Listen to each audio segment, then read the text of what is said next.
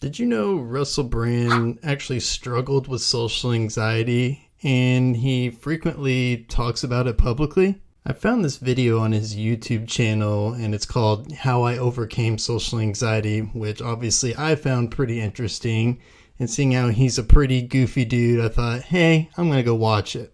How to be more sociable. The first thing you could do to be more sociable is not eat a vegan fig tart when you're doing videos on how to be sociable. But Jen made it, and what a sociable guy I am, participating in this social activity. He shares some pretty good advice after his fig pie that I want to share with you all.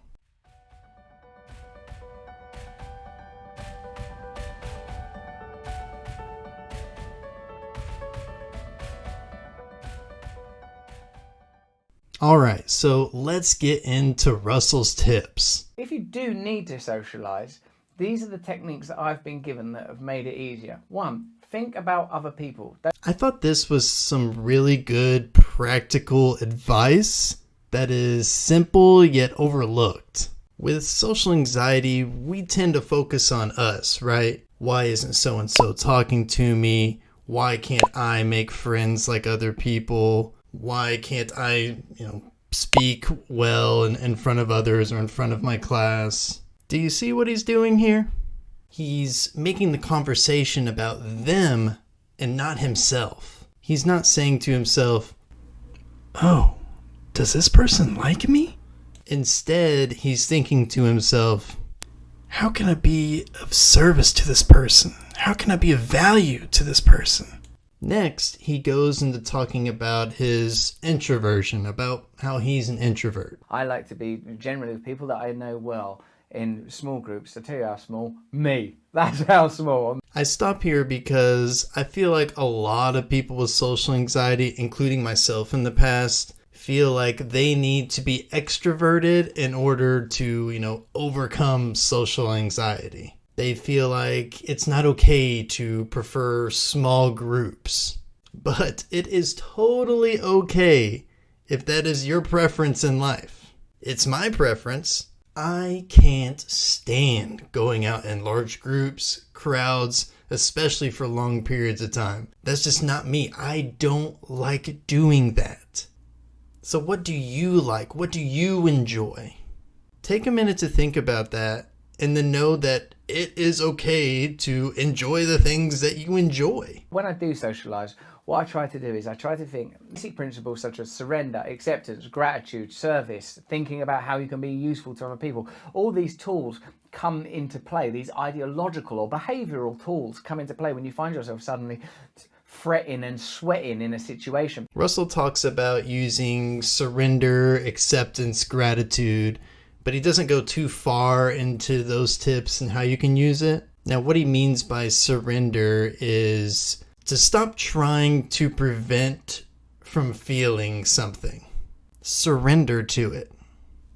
Allow yourself to feel it and don't try to push it away. Because if you do that, and you may notice this if you pay attention to it now, if you try to push that feeling away, it will become a stronger feeling.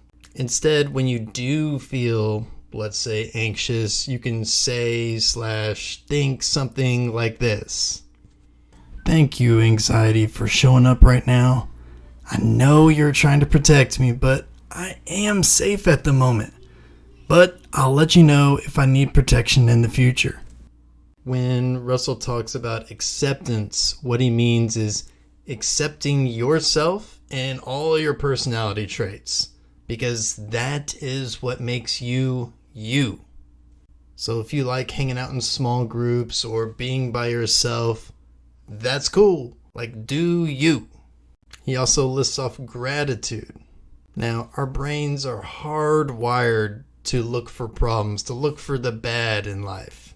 That's why we need to practice gratitude to help train our brain to start looking for the things to be grateful for.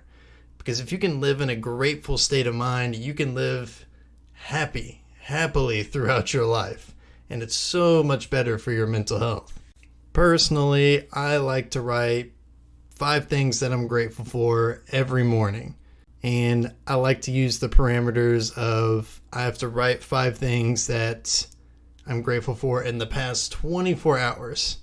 This keeps me from being like stagnant and boring and saying things like grateful for my kids, my wife, my house, because I am grateful for those things. But if you say them over and over again, it kind of loses its touch.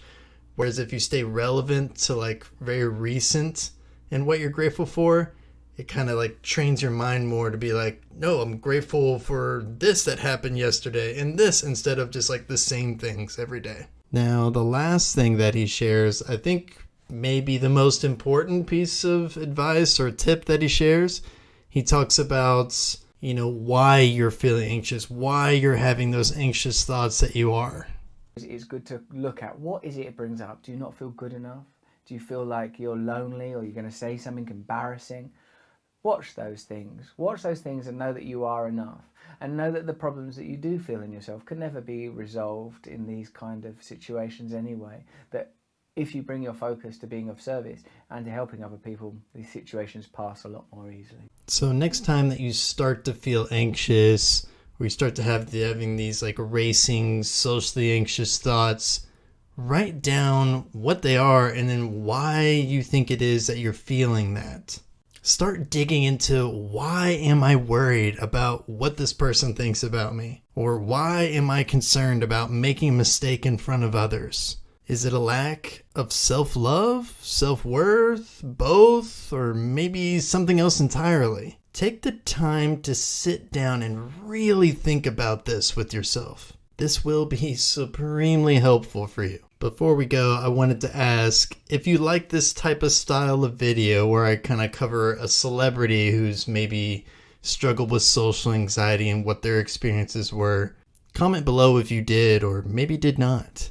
But if you did, I can cover more like this because there's way more celebrities than you probably know of who have struggled or do struggle with social anxiety. Thanks for watching, everybody.